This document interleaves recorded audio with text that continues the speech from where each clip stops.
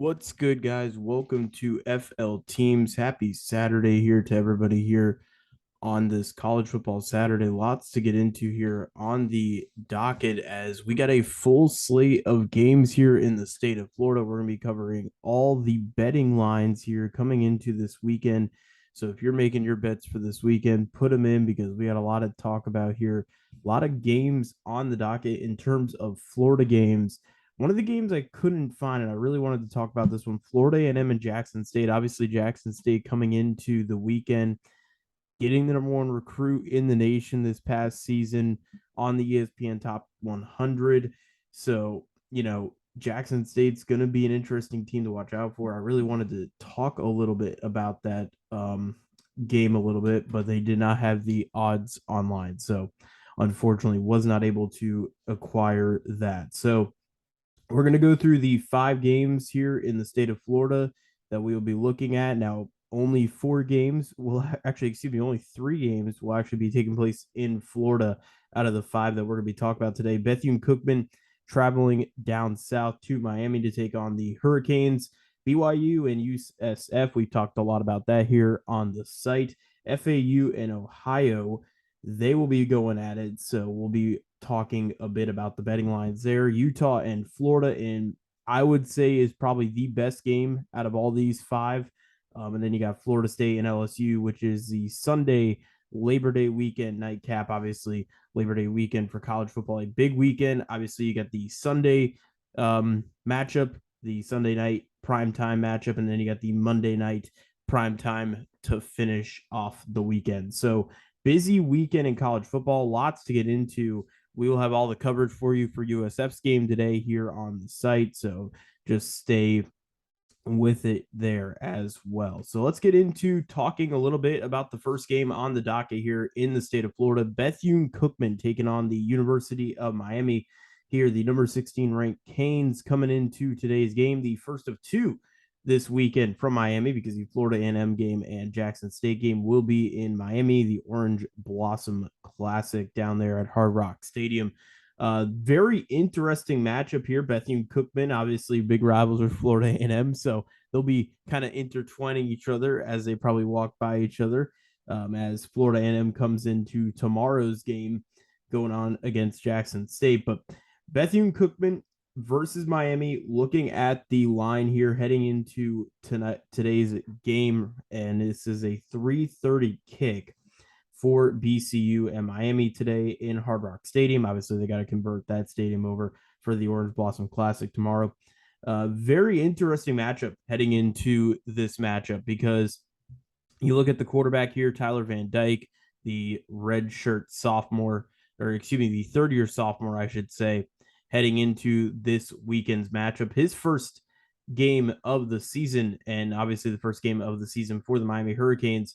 Last season, Tyler Van Dyke had a really dominant year last year. You look at Tyler Van Dyke's stats last season, almost 3,000 yards last season passing, 25 touchdowns, 6 interceptions. Tyler Van Dyke was on a different level, really brought back some of this Miami football's kind of, I want to say relevancy, because obviously this team is always going to be relevant, but I think brought some juice last season. And you look at the head coach, Mario Cristobal, returning back to the program, and you bring a guy like that who returns back to the program. Obviously won a Heisman, or excuse me, not didn't win a Heisman. He won 2 national titles with the program. So you look at Mario Cristobal coming back to Miami, gonna coach this team, and I think this team is gonna be juiced up. This is a game that Miami I have winning. I don't see Miami losing this first game. I think Miami is the better team here than Bethune-Cookman.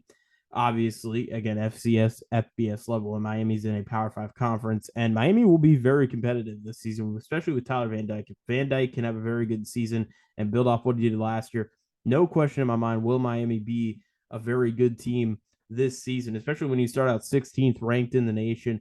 You're doing something right when you start out at that level. So looking at the betting lines here, if you are interested in betting in this game, again, BCU comes in as a 49-point underdog, which is really massive for college football. Obviously, this is a bit of a different game, FCS, FBS matchup. So, take it with a grain of salt there. The over-under is 62.5. So, they're probably projecting Miami probably scoring about, I would say, 50 points compared to BCU, maybe only scoring 3 or 7 points. Um, I do have Miami winning in this, but I do have BCU covering. I think this is one of those bets where you might actually be able to cover the spread here. It's a 49-point underdog that BCU is, and I don't expect BCU to win this game at all. I do think Miami should win this pretty handily. But I wouldn't be surprised if BCU actually does cover the spread. This is actually a very sneaky betting game right here in terms of if you're going for the spread. Again, 49-point favorites are Miami, but you could easily pick BCU here, and I could see them honestly, losing by only 30 points. I know they lost by a lot last season. You look at last season, 2-9. They're going to try to hopefully turn things around this upcoming season. And, again, it's one of those games where these FCS, FBS matchups are tough to choose. But if Bethune Cookman can have a turnaround season, if you could see improvement from this team, don't be surprised if they actually only lose by like 30 points in this game. Now, again, I'm just kind of throwing a number out there. They might lose by 40 points, but you would still win the money. You would still end up winning this bet. So honestly, I would take the spread here. I think BCU does cover the spread. And again, you look at Miami last season, as you mentioned, 448.8 yards per game last season. They were one of the top offenses in the country last year.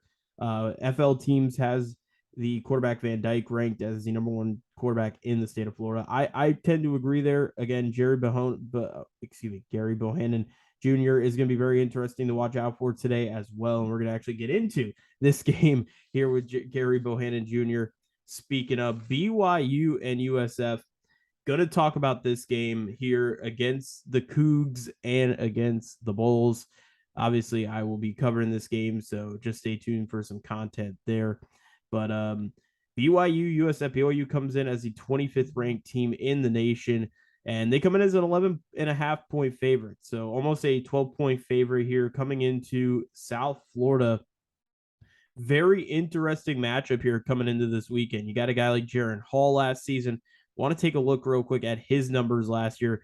Little over 2,500 yards last season, 20 TDs, 5 interceptions. One of the top quarterbacks in the country last year, up there with a Gary Bohannon Jr.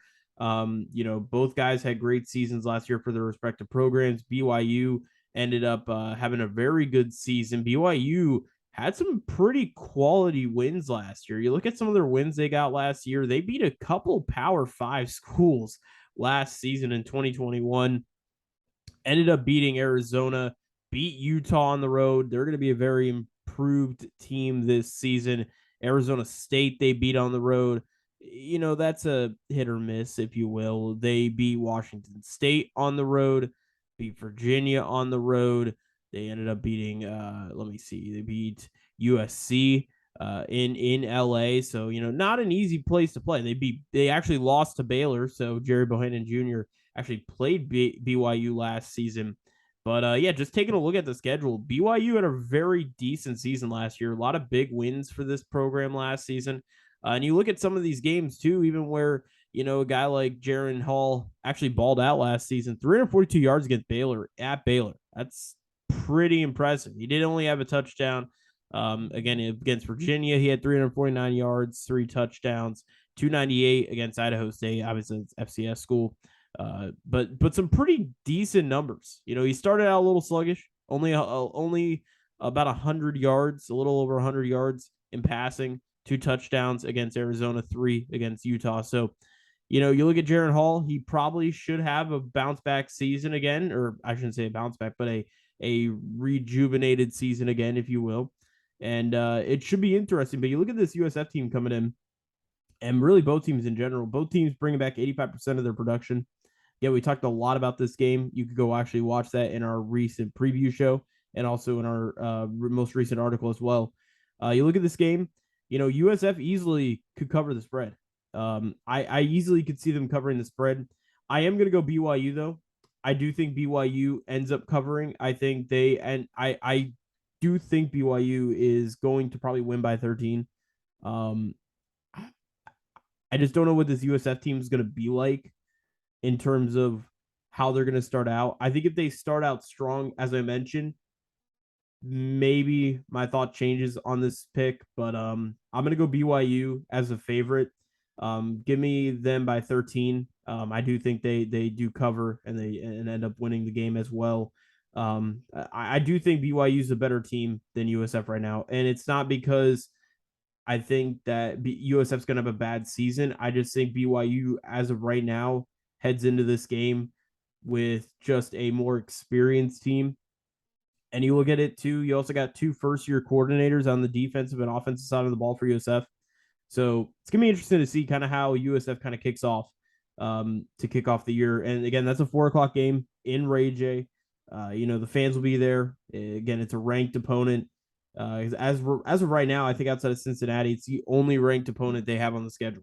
Out and Houston as well. So, should be interesting. I do think the weather is going to play a factor. Again, it's 4 o'clock.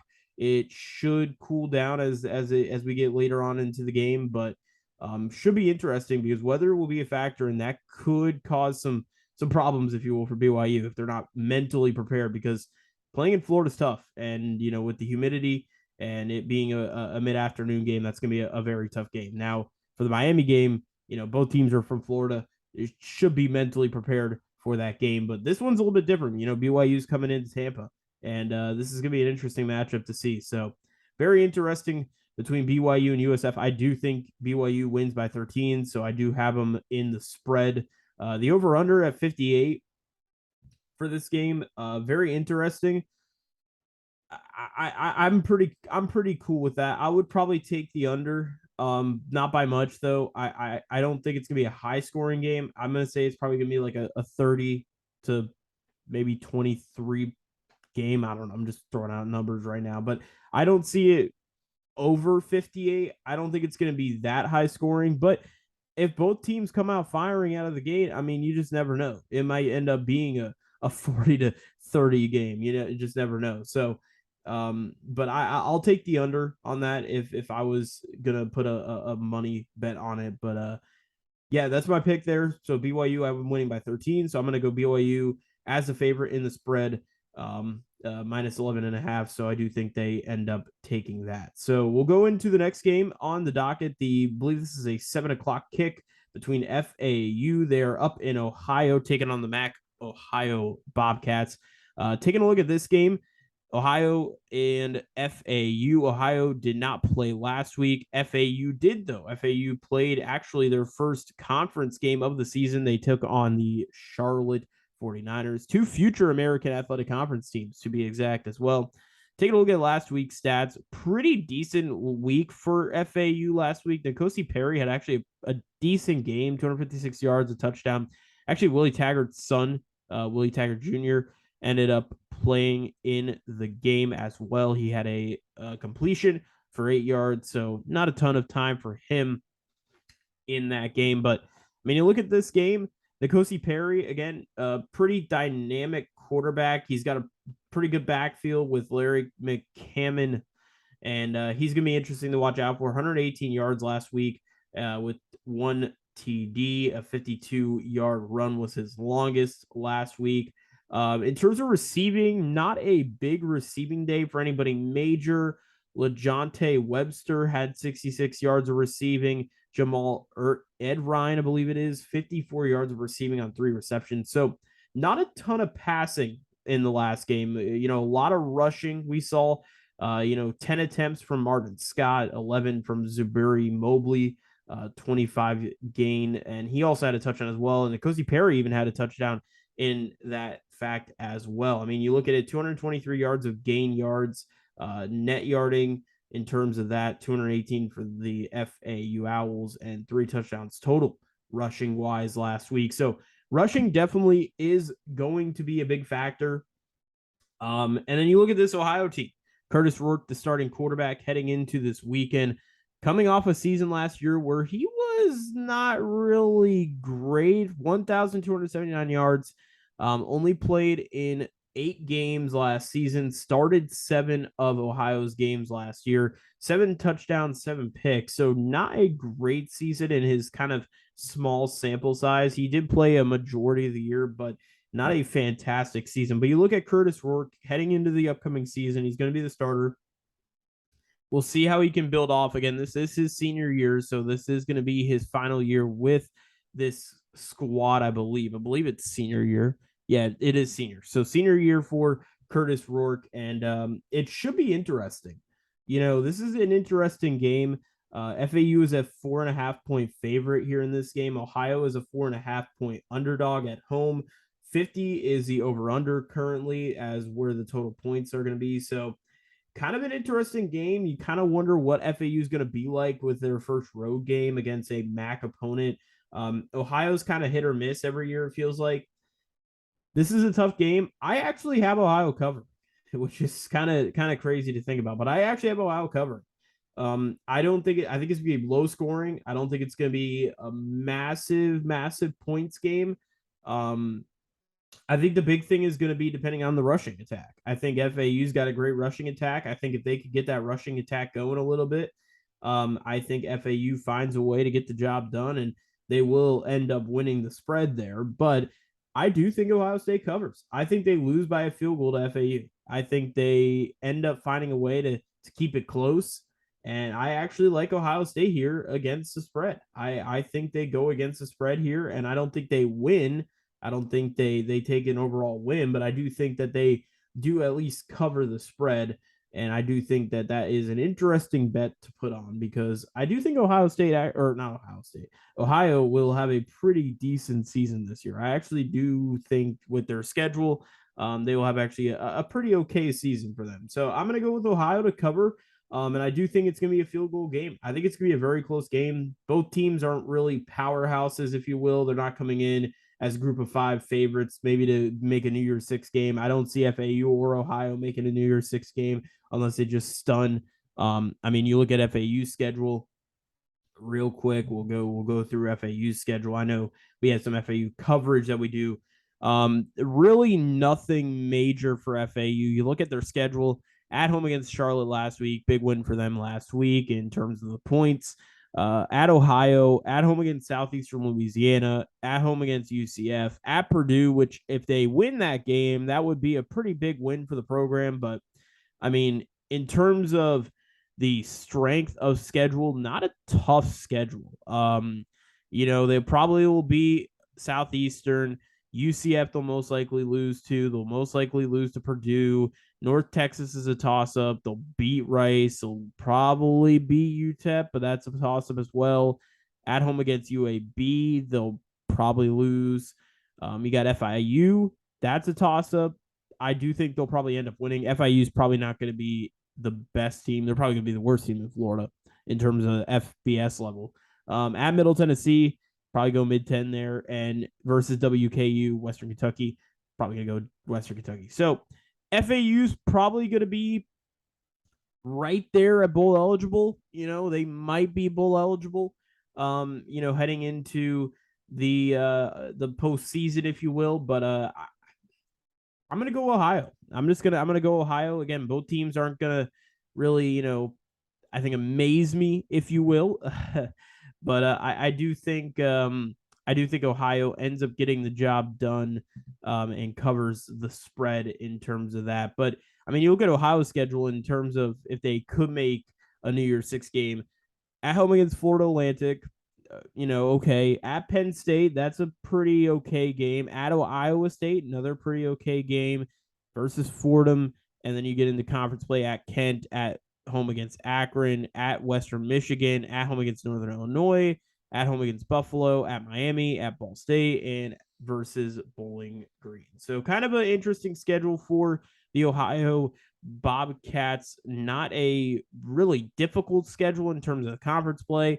Pretty decent out of conference schedule. I mean, for Florida Atlantic, Penn State, Iowa State, that's not a horrible out of conference schedule. I mean, Penn State on the road, in the in Happy Valley. I mean, that's not an easy place to play. So definitely a tough game in that realm, and should be interesting to see how they perform next week in Happy Valley. But I'm going to go Ohio as covering the spread.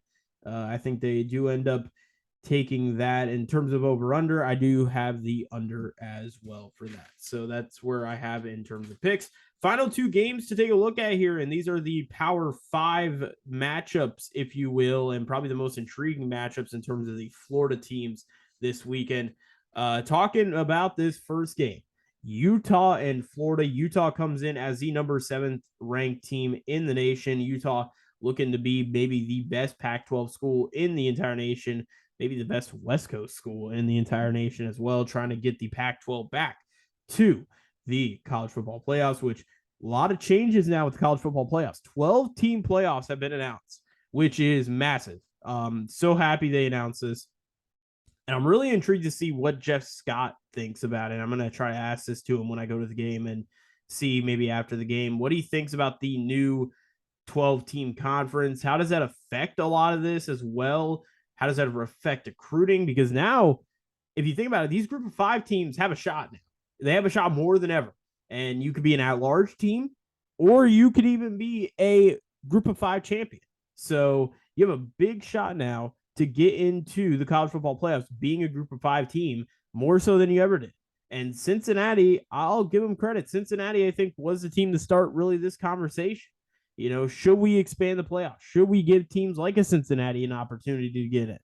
Or like other power? You know, the 14 playoff was great when they first came out with it.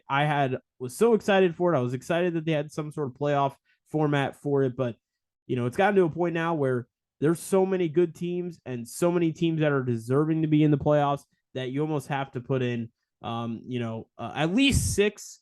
12 is a lot, I'll be honest with you, but I'm respected that they're even taking a shot at it, and I'm looking forward to seeing how that college football playoff ends up turning out, because it's going to be very interesting to see who makes it in, what teams make it, and really how the dynamic of the playoffs will be. So I'm really looking forward to that. But anyways, looking at Utah, Florida, 2.5-point favorite is Utah going to the Swamp. A very tough matchup heading into the weekend.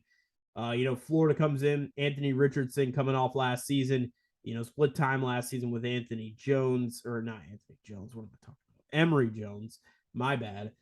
Florida fans are going to be pissed off at me just for saying that. Emory Jones last season, split time with Anthony Richardson. Now Richardson is going to be the kind of full outright starting QB for this team. And, this is a tough game because it's in the Swamp, tough place to play in the Swamp, especially at night. At night, it's gonna be pretty rowdy.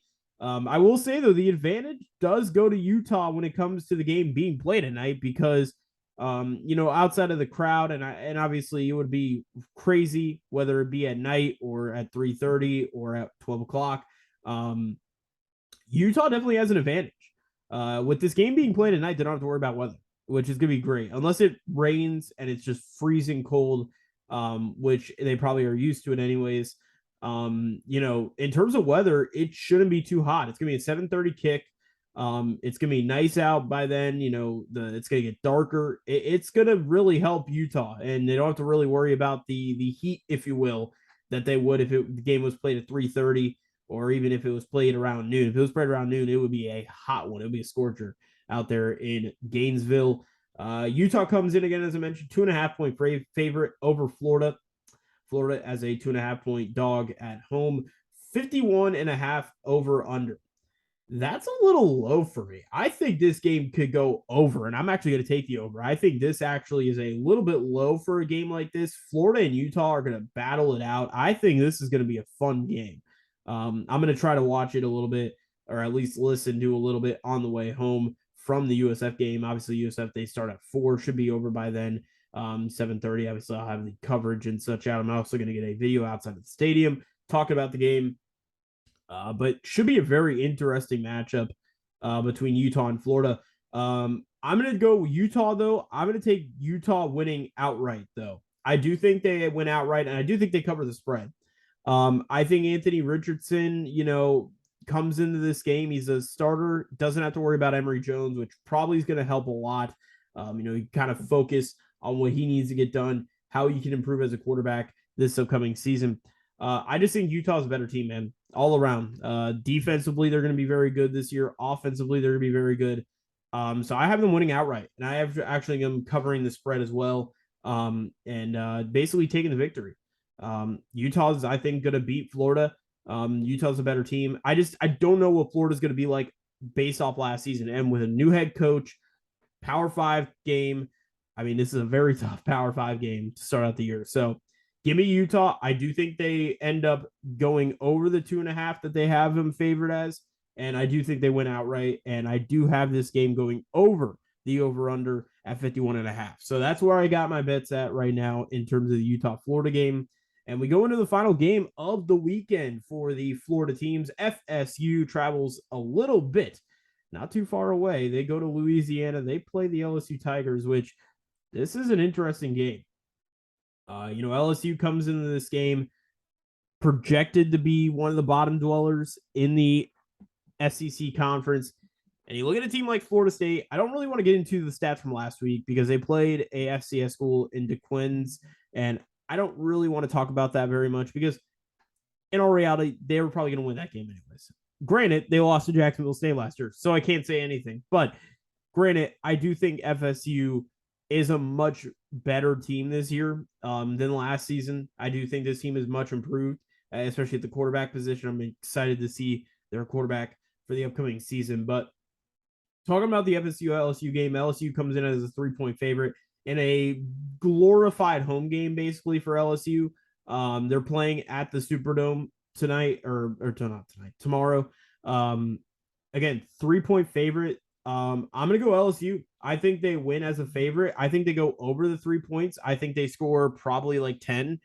I think FSU has some struggles. It's gonna be a loud place at the Superdome tomorrow night. It's gonna be a fun, rowdy crowd. And in terms of the over/under, 50 points is where they currently sit for the over/under.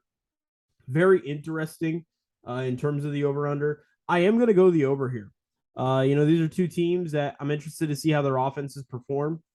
I'm guessing they're probably thinking about, they'll be about 30-20. I'm thinking is what they're projecting the score would be. I'm going to go a little bit over. I think, 50 is kind of conservative, just because you kind of don't know what these two teams are going to be like. They're kind of, unknowns, if you will, heading into 2022. So I'm going to go the over here in this situation. I do think that FSU and LSU do score over 50 points total. I think LSU again wins by 10. I think LSU wins by 10 and beats FSU at basically a home game for LSU. It's going to be a lot of Louisiana State fans at that game.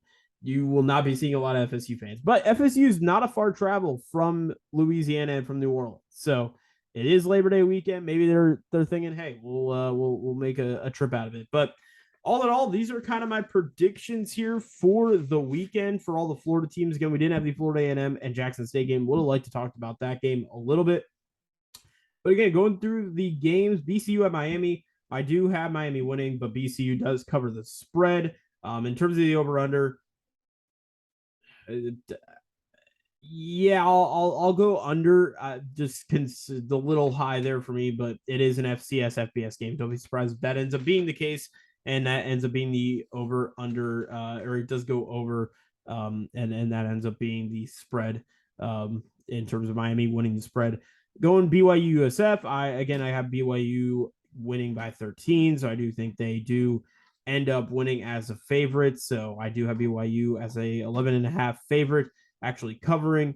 FAU and Ohio, again, I do have Ohio covering, losing by a field goal to FAU. I do think FAU does win, but I do think Ohio does lose that game.